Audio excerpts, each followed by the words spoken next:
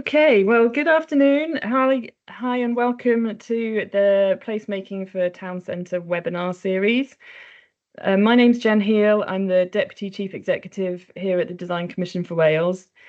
This is the second in our series of Placemaking for Town Centre webinars. And the idea of this series is that we're focusing on the roles and opportunities for placemaking in our towns and city centres.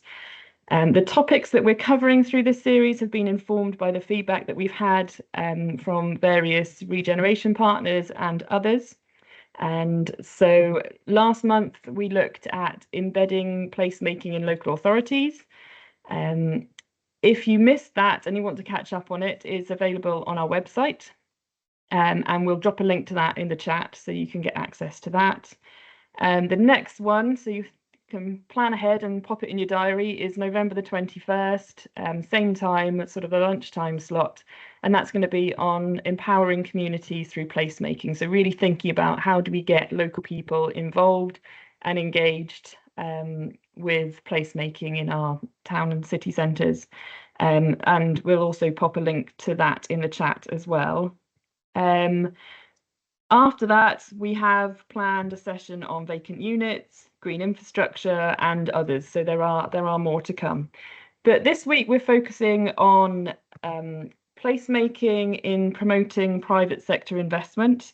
We know that placemaking plans for town centres aren't or shouldn't be just about drawing down public sector money for our town centres, but they should be looking at opportunities to engage communities, to get them involved, to engage existing businesses and encourage them to invest, but also thinking about how to catalyse and stimulate private sector investment so that we can create a more sustainable future economically for our town centres.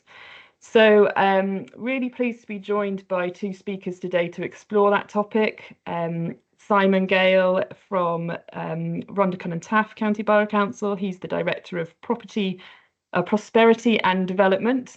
And you can perhaps tell us more about that role in a minute. And also Mark Hallett, who's a Senior Associate of the Good Economy and one of our DCFW Design Review panelists.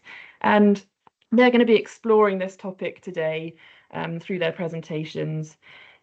The idea of the presentations in these webinars is not that they're a how to do it approach, but they're very much about sharing experience and sharing knowledge and inspiration and promote good discussion. So please do get involved. Add your questions to the Q&A section.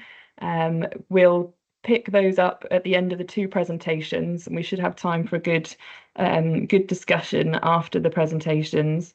There is a lot of information going to be coming your way over the course of these two presentations. Both speakers have got a lot to share, which is great.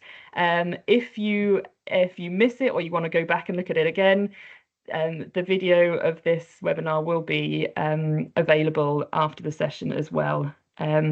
So thinking today particularly about the role of placemaking in promoting private sector investment and the role of local authorities play in that, and other agencies and bodies as well. So I'm going to stop sharing my screen and invite Simon to share his screen, and over to you, Simon, for your presentation. Thanks very much, Jen, and afternoon, everyone. I'm Simon Gale. I'm the Director of Prosperity and Development in Rhondda and Taff. That department covers planning, economic development, town centre regeneration, tourism, housing, strategy, and countryside. So a wide-ranging role. But today, as Jen said, I'm going to focus on the work we've been doing in terms of town centre regeneration, looking to bring private investment in on the back of that, and particularly in regards to what we've done in Pontypridd. So we've got a placemaking plan in place for Pontypridd. Long time in the making, in a sense, because we were ready to go with this just before the COVID pandemic hit us. And effectively we felt there was a need as we came out of COVID just to press pause and sense check it around, what the new world was really, what the role of town centres was going to be. So wasn't until 2022 that we put this placemaking plan in place. But the next few slides I'm going to show you, I won't deal sort of dwell on these for long really. Show that placemaking mindset has been in place a lot longer than the placemaking plan. Our investments in regeneration and trying to bring about change in Pontypridd, dates back almost really to 2013 when we started work on our public realm schemes and the National Leader of Wales. And it shows that really that we're in this for the long term. And we're committed, well into the future in terms of placemaking and long-term investment in the town as well. The placemaking plan looks at how the different areas of the town work.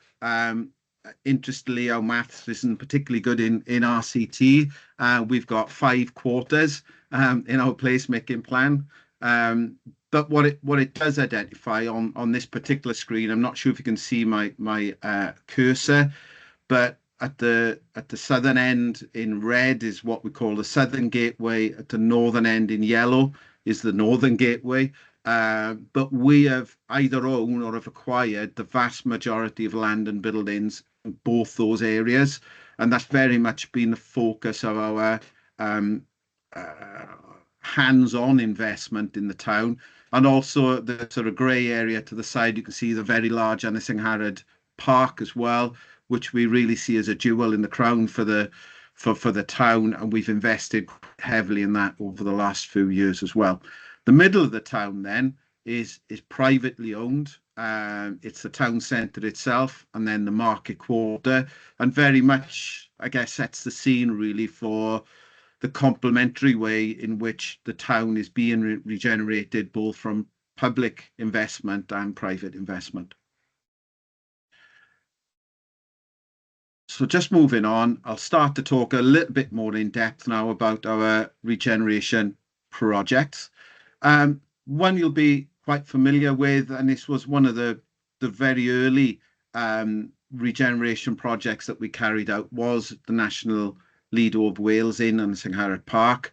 I could probably do a whole session on the conservation approach to this and the business case and why we went about it, because a lot of people said we were mad trying to put millions of pounds into an open air swimming facility in the valleys, given our climate. But as you can see from some of those visitor figures there, it's going from strength to strength, and it genuinely is bringing a lot of people in, not just from the local area, but from a much wider area as well, which was really important to us in terms of our placemaking agenda. It was around creating a place not just for local people, but also making Pontypridd pivotal in a wider region. Excuse me a second as I move on. One of the next real flagship schemes for us was the Llys Cadwyn development in the Northern Gateway area.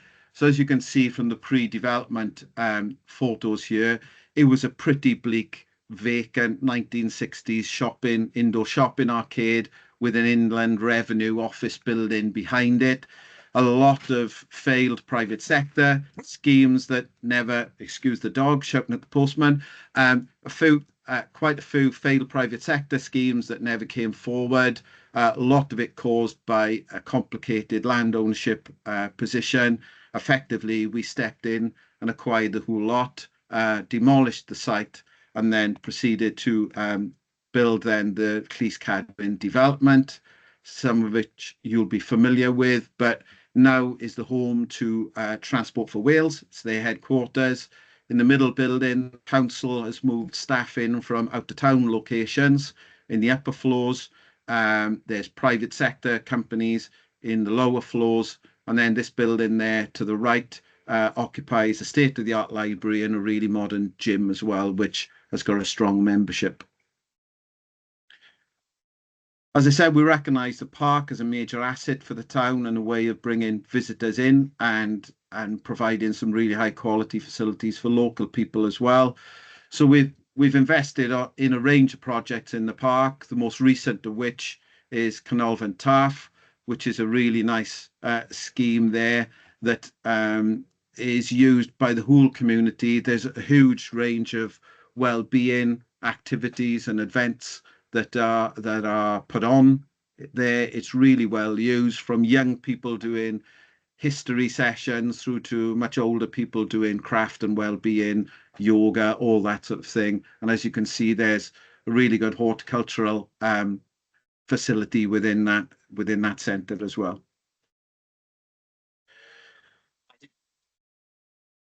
So one of the other major schemes we've been involved in the Northern Gateway sector is the old YMCA in Pontypridd. This sits directly opposite Cadwyn.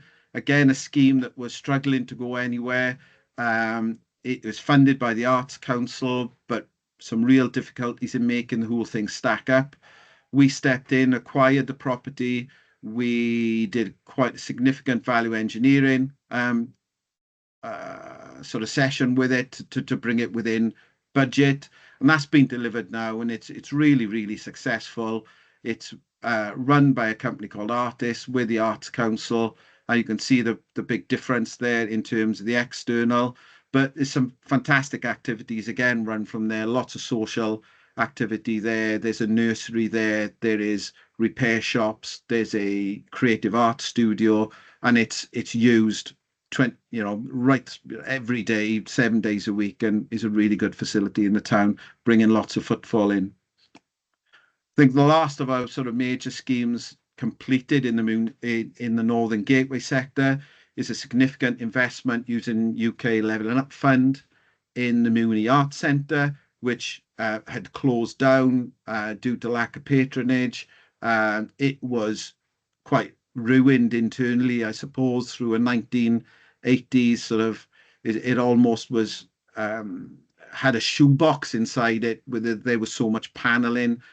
Working with Purcell Architects, we stripped it back to its sort of Gothic glory, I guess, and that reopened in time for the Eisteddfod, and is now hosting a range of events now on a regular basis, and is really well attended.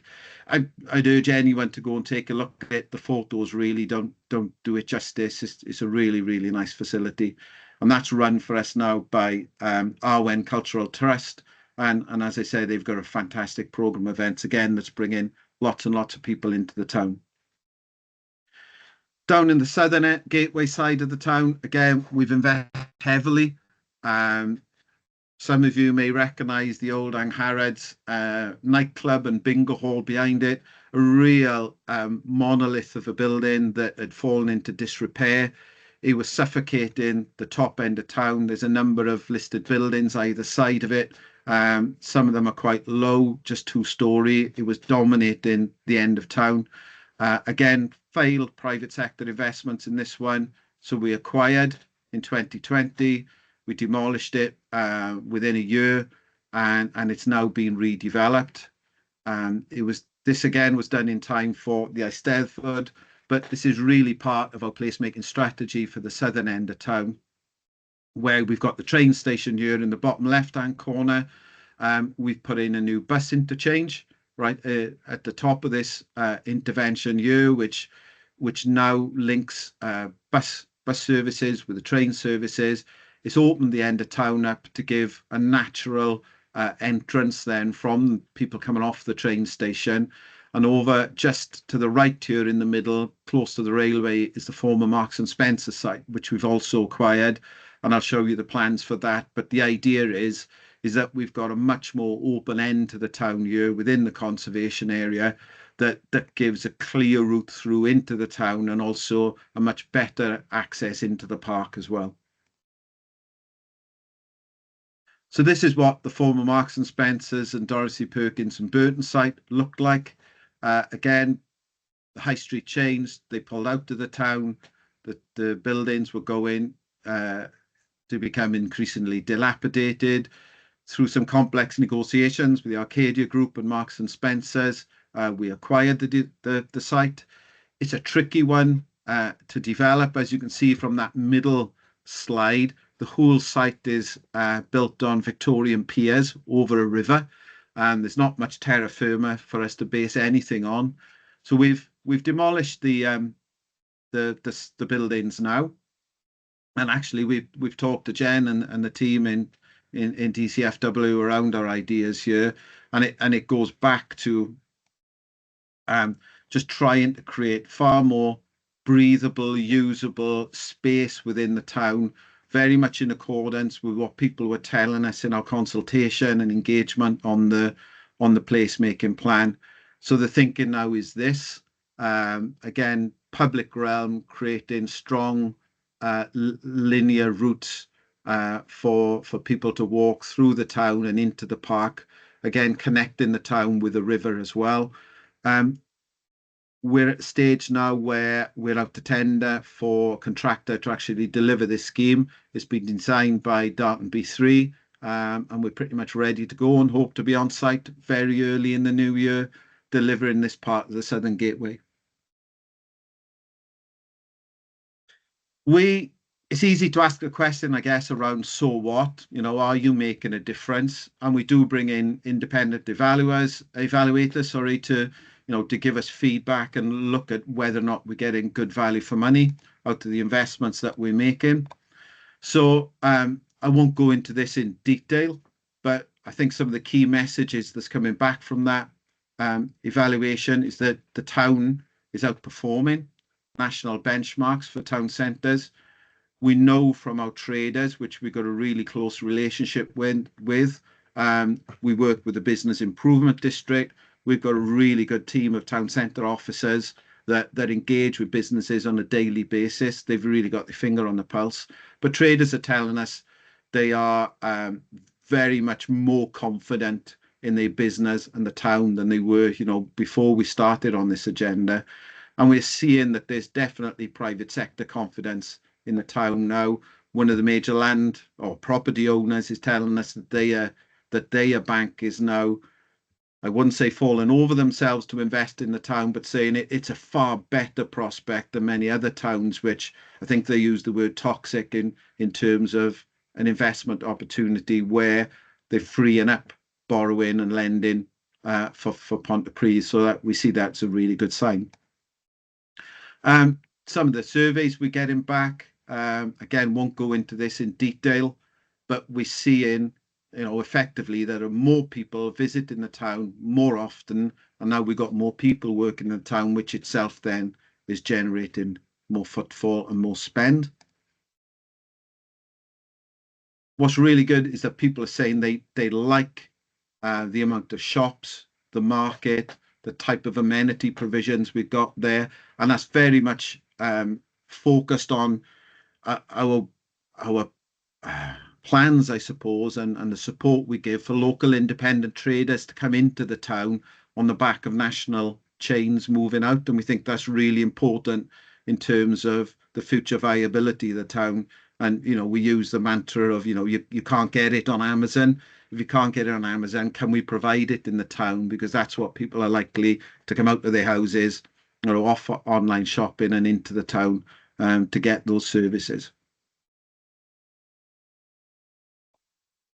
Something I think that's really encouraging for us, bearing in mind, a lot of the media, a lot of the narrative now is around declining town centres and declining high streets, is that half of everyone surveyed feel that the town is now better than it was 4 years ago.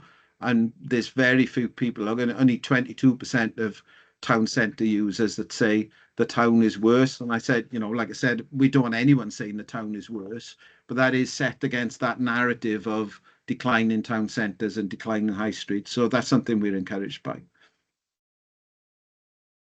So in terms of the business community and, where is the private investment, I guess, coming on the back of this?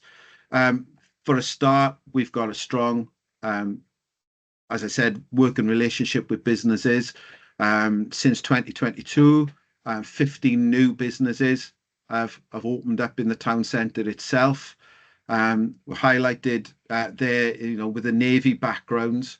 Those are businesses that have gone into properties that were long-term vacant, And the other thing, you can take from this, again, they are not national chains, they're local independent traders.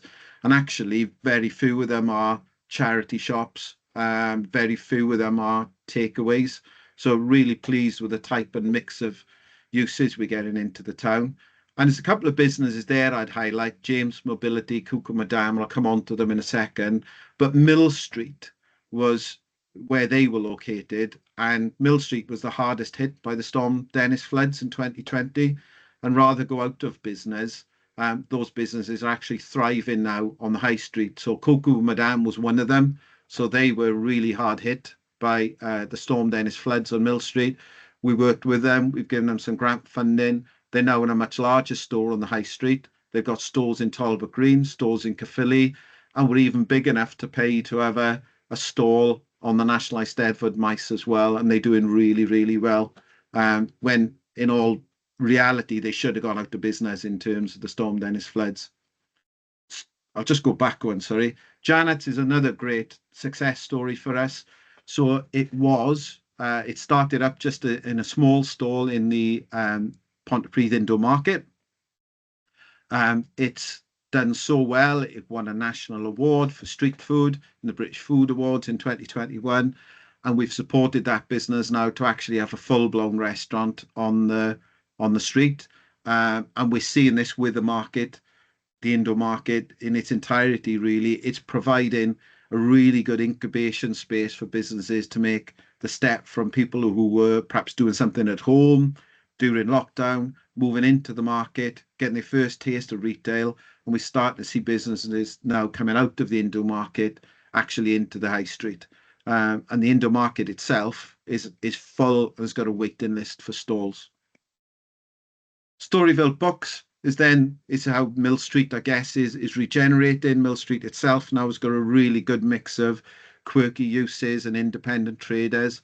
So whereas we thought the future of Mill Street could have been a bit bleak after Storm Dennis, we've now got these new uses coming in, and Storyville Books is growing on an annual basis, and it's getting big names in to do book signings. So again, shows the success story of everything that's going on in Pontypridd. We've got a whole suite of business grants aimed at all different types of businesses and different types of issues.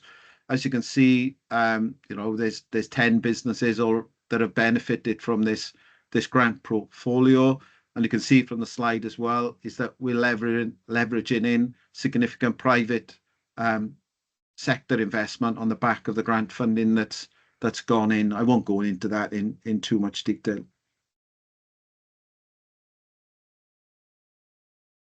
Here's some of the case studies. As you can see, some of these grants are relatively small, all less than 2,000 or less. But what you get from it with Rustico Zuko here is with the private sector investment that's leveraging in, just significant improvements in the shop exteriors and the shop fronts, which just lifts the tone of the town. So the more of that we can do, the better, and we'll continue with that grant program.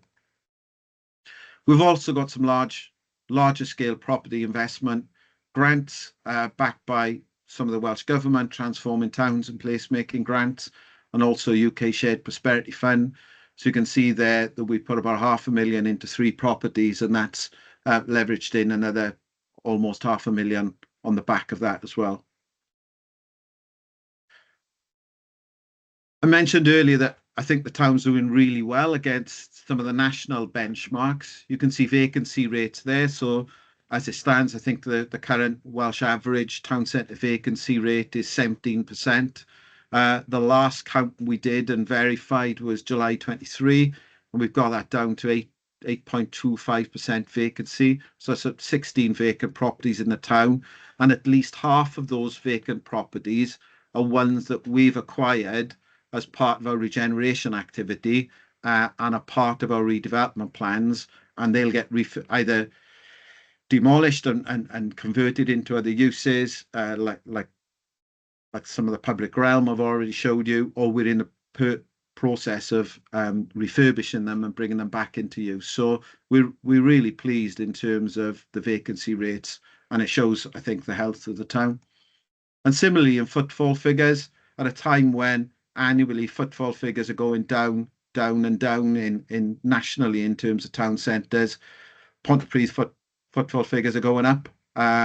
August 24 is particularly strong because of the Eisteddfod, but what we're seeing is September's footfall figures are way higher than what we would normally expect. So September footfall figures are up around what they were pre-pandemic in a summer holiday. So hopefully, having had the Eisteddfod in the town, people are seeing what it's got to offer and returning as well.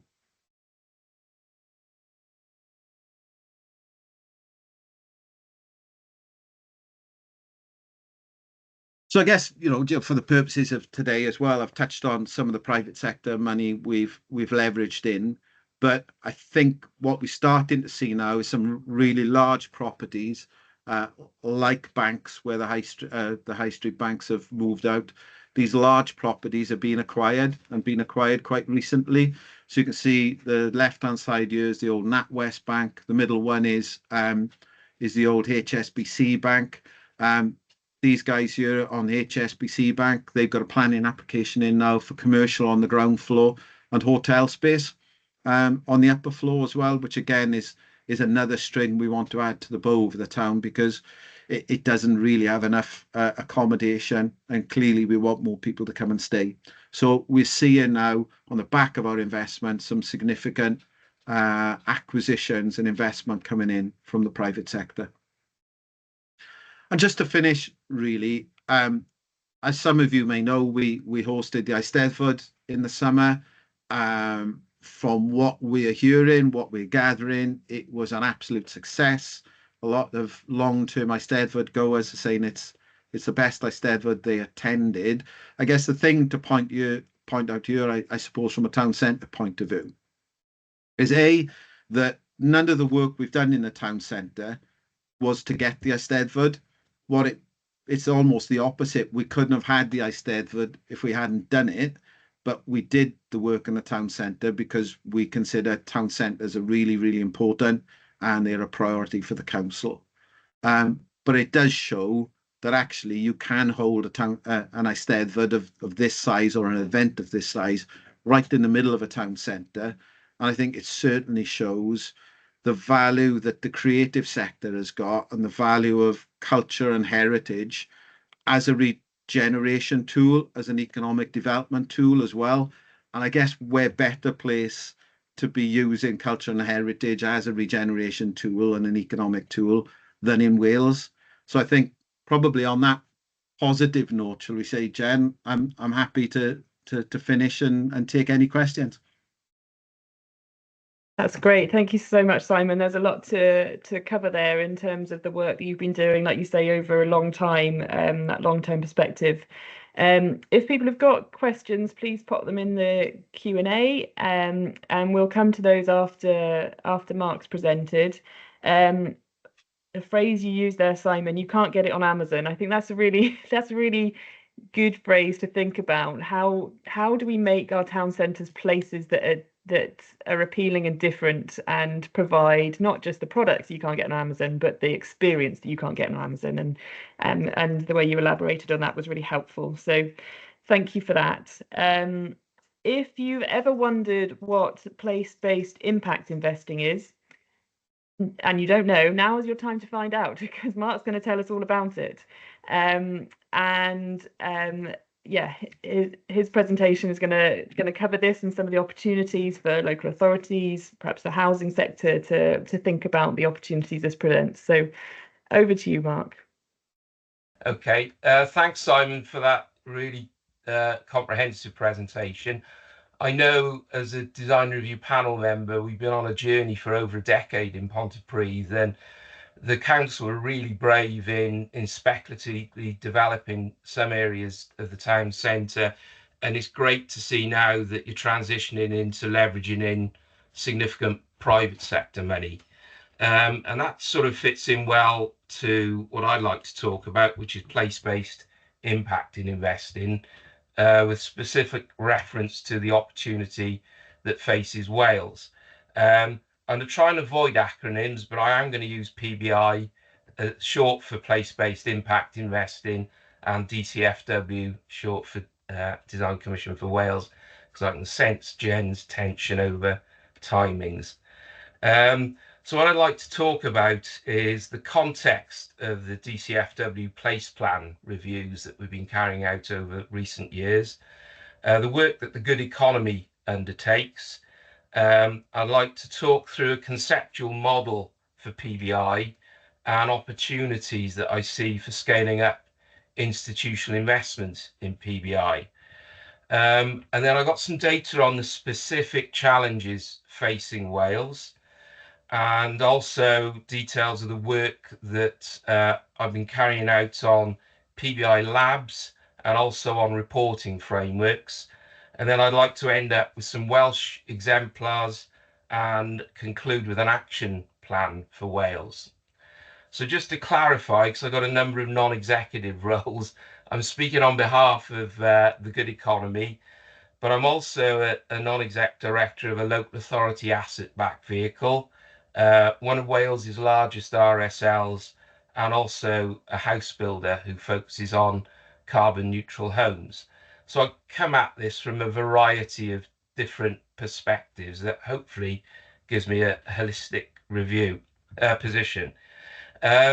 So the context of the DCFW place plan reviews, as most people are aware, each town and city has produced placemaking plans everywhere from Ynys to Porthcawl to Usk. And I've been lucky enough to participate in a number of those reviews, and there's been quite a common theme, not 100%, but quite common, that when it comes to next steps and who's funding the wish list that's very often in these place plans, it's usually an assumption that the Welsh Government are going to provide funding to deliver these wish lists. And there's been scant reference to private sector involvement. So I think it's useful, after having undertaken so many reviews, to identify these common themes. So onto the work that the Good Economy does. We're a niche impact services consultancy, and we sorry to interrupt, Mark. Just to check, we can't see your slides, so you know, you were just doing a bit of an introduction there, but if we're now moving into the slides, we can't see those at the moment. Right, can you see them now? Yep, great. Good. Thank you. Okay, so yeah, we're a niche impact services consultancy, and our ethos is to promote the emergence of finance as a positive driver of sustainable development. We've got over 70 institutional investor clients. Some are huge, some are relatively small, but combined at the latest calculation, they got over £26 billion in assets and under management.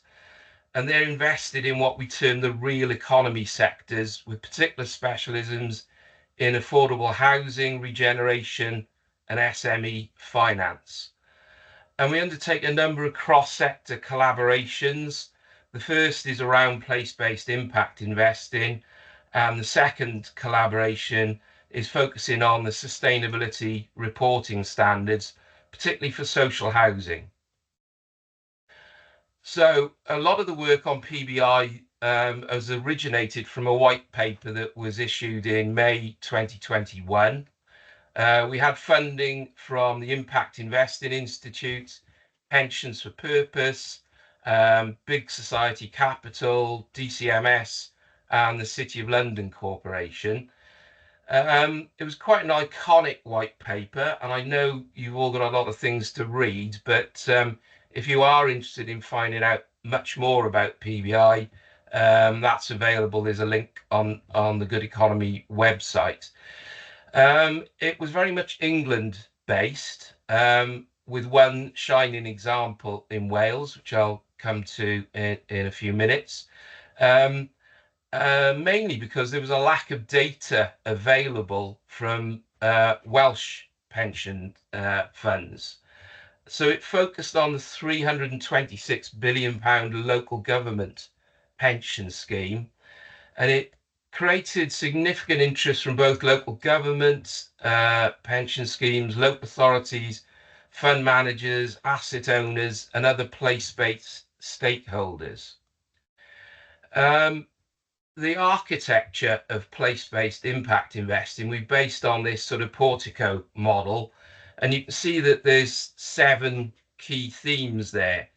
Each one can stand in its own right. So, for example, health, but generally we're finding there's linkages between at least 3, if not all, of those capitals from housing, SME finance, clean energy, infrastructure, regeneration, and natural capital. So there's interlinks between all of those. So housing can rarely be delivered without infrastructure, and housing has a very significant link to health outcomes. But the key thing is the foundation at the bottom there. You can see specific place. So this is all about not adopting a cookie cutter approach across the country. It's about a bespoke addressing of local priorities, needs, and opportunities, and particularly emphasizing local stakeholder engagement. So that this is a wheel of the key concepts of PBI. So it starts with a target geography of impact investment that needs to be clearly defined. Now that can be as small or as wide as the opportunity requires. So it could, for example, be a pan-Wales opportunity. It could be a city region based opportunity. It could be a town regeneration project, and even a specific regeneration project. The second concept is this commitment to a high level of local stakeholder engagement, both in design and project scoping, with a clear intentionality to achieve both local impact and financial objectives. Institutional investors are here primarily to protect the pensions of little grey-haired old men like me, and they have to fit in to their particular investment strategy. So there's no point in hiding this away. They do have financial objectives to achieve. It's also really important, given the prevalence of greenwashing and different claims about social impact, to have a recognised reporting standard. And that needs to reflect the needs of both the local stakeholders and investors. And I'll come on to that reporting standard in a minute. And finally, the fifth concept of PBI investing is a commitment to collaborate and achieve alignment in order to maximise local impact. So I wasn't sure whether to include this slide because it's a bit like you need to throw a 6 to start, but it illustrates hopefully easily the funding ecosystem. So on the left-hand side, you've got obviously central government, both Westminster and the Welsh government, who we look to for policy direction and funding and identification of policy goals. And they link into the combined authorities, local authorities, communities, and also other players such as the RSL sector, NHS trusts, and universities. And then they all focus in on a place-based impact investment. And then on the right-hand side, because I know we've got a wide variety of participants in this webinar, we've got a whole range of fund managers, developers, consultants in the supply chain. And also on the extreme right are the specific pension pools that provide investment and are looking for returns, and also retail investors. So, for example, I manage my own pension myself through a SIP envelope, and it's also plugging in on the general population's desires for sustainable investment. So what are the benefits that come out of this ecosystem? So for local stakeholders, RSLs, local authorities, etc., it provides an exposure to private investors, and we try to create a pragmatic forum that provides an understanding of the investment marketplace and identifies specific investors' needs and financing requirements. And then on the right-hand side, what's in it for the investors? Well, it gives them a brand association as an investor demonstrating active engagement in ESG credentials. You know, this is used to be new. When I first got engaged in this sector about 30 years ago, I was seen as a bit of a tree hugger and a hippie. And I can assure you I'm not. There is a hard financial edge to this, but there's so many people now in their annual accounts who claim to have strong ESG credentials, and there's not always a lot of empirical evidence to back those statements up. So what's the specific challenge for Wales? I don't want to be too negative here because I think I'm amongst friends of people who are passionate for the economy in Wales to do well. But the stats are really striking. This is an assessment of GVA per capita in Wales, and Wales is the lowest of all countries in the UK, with 74% of the UK average. Wales is the only country in the UK where all areas are below the UK average.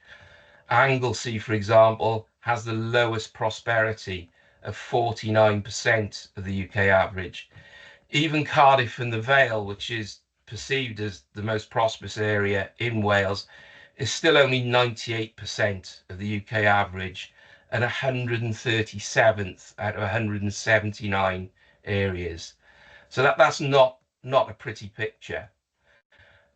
So looking at the much lauded levelling up agenda, the idea of giving everyone the opportunity to flourish, this is an analysis of the index of regional disparity. And you can see the UK is in the top right-hand corner with Latvia, Turkey, and Poland and Estonia. We really need to be in the bottom left with Denmark, Sweden, Norway, Austria. And how do we get to do that? Why don't we invest more in our own backyard? Sorry to throw all these stats at you, but this is another really important statistic. Only 2.4% of the total value of local government pension funds are in the key real economy sectors. And of that, only 1% of total assets is clearly identifiable as directly invested in sectors within the UK. If that was increased to a modest 5%, that would actually unlock £16 billion worth of additional funding. And to put that into context, it would absolutely dwarf the levelling up funding of 4.8 billion. So we've been undertaking 2 streams of PBI work since the issue of the white paper back in May 2021. So firstly, there's the concept of PBI labs, and this is where we team together local authorities, RSLs, and other asset owners with specialist asset managers and local government pension funds. And we hold a brainstorming session that is very pragmatic, where the local authorities put their wish list on the table, whether it be a health centre, a new school, 60% affordable housing, a whole range of wish lists. And the investors very openly identify what their hurdle rates are, what their minimum returns need to be, and whether they can achieve that wish list. And it's undertaken in a very open way. Secondly, we've done a lot of work on the PBI reporting framework. That's been a collaborative process to develop a standard assessment of the impact from these pension funds. So to give some examples of the PBI labs that we've undertaken recently, and they've gone right across the UK, both north and south, east and west. We held one in Dunoon, of all places, and the challenge there was to find aligned investors willing to buy into the vision of a funding model for community-led regeneration. In South Essex, the theme was focusing on net zero and to develop replicable and scalable models which would unlock investment for low carbon neighbourhoods and good homes on livable streets. The third one was in Manchester, which was very much a specific project, a housing-led neighbourhood regeneration project, to fund the re-provision of social housing. And then finally, we undertook a lab in Baines, and that was focusing on the provision of affordable housing for what we termed the squeezed middle and for key workers. And it resulted in identification of partners with Baines Council to help fund these initiatives. So the reporting framework has taken on a bit of a life of its own. So there's the very successful social housing reporting framework that's been adopted by many RSLs across the country, but also there's the wider reporting from funds, and you can see sort of who's who of funds down the bottom there, from Strathclyde to Surrey and everywhere in between. So after painting a bit of a bleak picture of Wales earlier, there have been a number of exemplars. Until recently, I sat on the board of Wales's largest housing association, Pobl, and they raised a £100 million sustainability-linked loan with Lloyds Bank. And they've achieved enhanced loan terms from Lloyds on condition that they achieve a number of clearly identified outcomes that are being independently audited or delivered to recognise international standards. Also hot off the press, last month, the Wales Pension Partnership has allocated £2 billion of funding for Schroders for real estate development, and 400 million of which is specifically earmarked for projects in Wales. And I know that that Schroders are very keen to invest in non-prime areas throughout Wales. And then finally, the Welsh-based net zero expert Zero, they recently joined the Sustainable Markets Initiative to boost the shift to what they term clean tech homes, and also have achieved funding with the Solar Share Scheme to fund retrofitting projects of housing in Wales. And then the shining example that I referred to early on in my presentation, that is featured in the 2021 white paper, was actually Clwyd Pension Fund. They've committed 8.6% of the fund value into PBI initiatives that generate very specific local outcomes. And we haven't got time to read all the outcomes there, but if you look at the bottom left-hand corner, they facilitated the delivery of 3,300 new homes, 27% of which are affordable. They've supported 86 SME businesses, either through equity or debt finance. They've assisted in 13,000 people being employed, and at least 1,800 jobs created in the businesses that have been coming out of Clwyd's investment.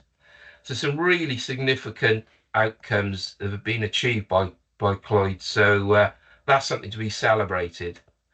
So just onto the PBI network that I mentioned, we want to create this trusted environment where local authorities, specialist asset owners, and institutional investment managers can meet together. The network was launched along with the white paper in 2021, and on the left-hand side, we've got a huge number of local authorities, all English-based, from Essex to Barnsley, Manchester to Bristol.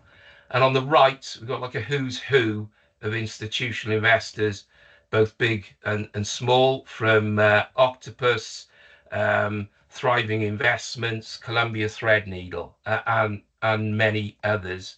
But sadly, no Welsh local authorities have joined that network. So we're encouraging, and I'm proposing a solution for Wales as one of my last slides. What we've done recently is survey all of those institutional investors, and we've identified there's a big knowledge gap. I know from dealing with fund managers, I've often had to do an elevator pitch to them. I've got 5 minutes to get them interested in whether they're going to fund a scheme, but there's a big gap between what they need to know and the information that they've been provided with. So there's a gap in what the impact thesis of a project is, what the key dependencies are, who are the delivery partners, and who's currently in place. Is there community and political buy-in? Are they pushing on an open door? Is the land ownership sorted? What is the planning status? And also how they can find more detail of these schemes. So I think that's something that's really valuable, particularly for local authority asset owners, in getting an understanding of what institutional investors need before they can commit to making these investments. So the plan for Wales. It's embarrassing that there's a very successful network in England and also in Scotland. And I would like to help assist creating a PBI Network Cymru, which is specifically for Wales, bringing together local authorities, institutional investors, asset managers, and Welsh pension funds. The 2021 white paper immediately goes out of date. All of those stats need reviewing. And I think there's a case to be put forward for the preparation of a Wales-specific white paper. And that should lead then on to these PBI local labs. So it's developing investable projects with local stakeholders and investors, specific to those particular locations in Wales. And then finally, when those opportunities start being delivered, it's adopting an internationally recognised reporting framework that provides transparency and accountability, how those Welsh pension funds are investing for the benefit of Wales and the UK as a whole. So that's the end of my presentation. Great, thank you, Mark. As I said before, there's a lot of information to take in. So if you do need to go back and look at it again, do pick up the recording when that comes out. But yeah, thank you. That was really helpful. We've dropped a few things in the chat. In there, there's a link to the white paper that you mentioned. We've also dropped in the link to the YouTube of the previous session, and we'll also pop a link in for the next session so that you can click and book into that as well. We're going to just hang on for a few minutes for any questions. If you have got anything, and you don't need to dash off just yet, do drop it in the Q&A. But just perhaps while you're thinking about that, I've got a couple of questions. First one, probably mostly to Simon.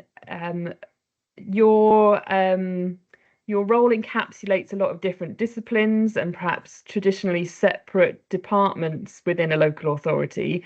How important in the story that you've told today is it for different departments and different disciplines to have a sort of joined up thinking and approach to what you're doing? I think a lot of, we talk about placemaking as a way of doing things as much as the kind of product that you produce at the end. So how within the authority do you create a culture of sort of joined up thinking and placemaking?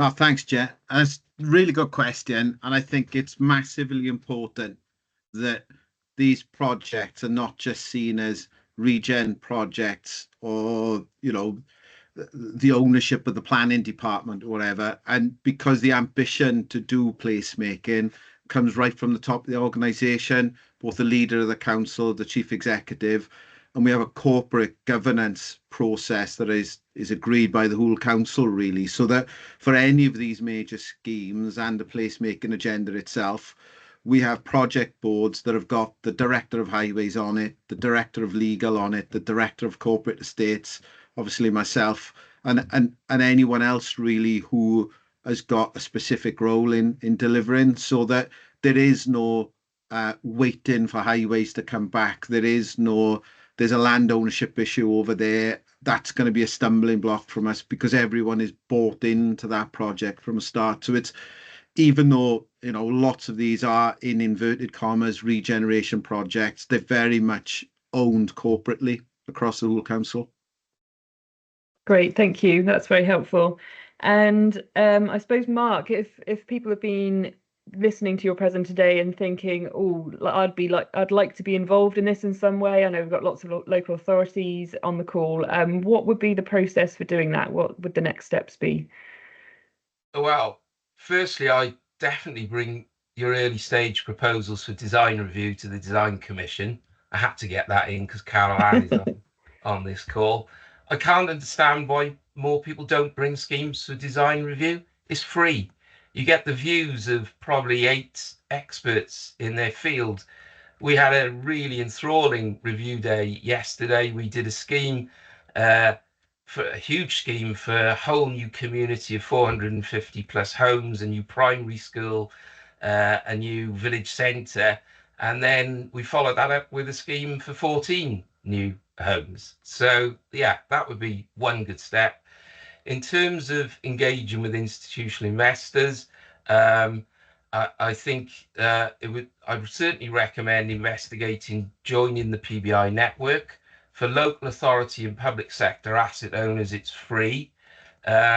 We've done something very unusual that institutional investors, investment funds, are really shocked by. We've charged them to be part of the network. They're normally used to people begging them to come and look at their schemes.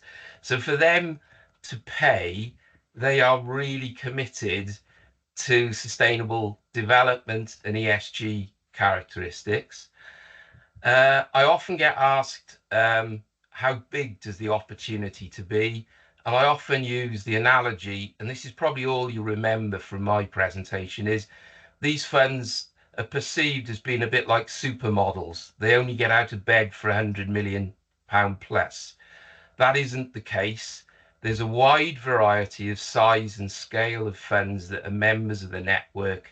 And I've recently been looking at one of those pillars, the natural capital opportunity, which I think is great for Wales. And they'll look at much smaller lot sizes than they would do previously because it's a nascent sector. They want to learn what the public sector and asset owners' requirements are and what local stakeholders want. So they're prepared to drop perhaps some of their big aspirations for big funds to do so. There is a note of caution there in doing these independent reports and audits. There is a cost to running these funds, and there is a minimum size, but it's certainly worth engaging within the PBI network because it's a great resource for finding out more of how to get these things moving. And I would then recommend that looking at conducting a PBI lab on any specific opportunities, and you'll get a fairly small selection of specialist investors that are chosen specifically for the type of response that the specific opportunity requires. So as I said in my presentation, it's not a cookie cutter approach. It's very much place specific. Brilliant, thank you. And I think that's really good.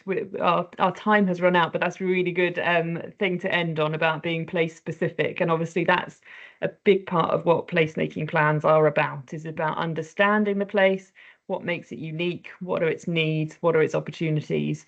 And that's certainly something that we continue to support local authorities on through the work we're doing with placemaking plans, and hopefully through these webinars and others.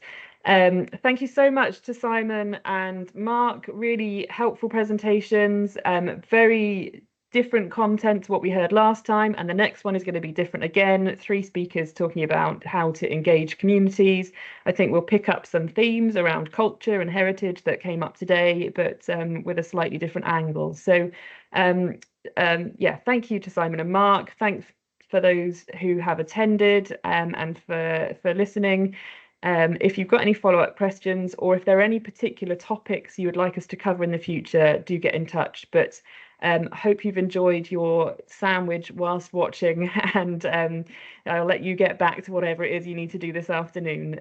So thank you very much, and goodbye.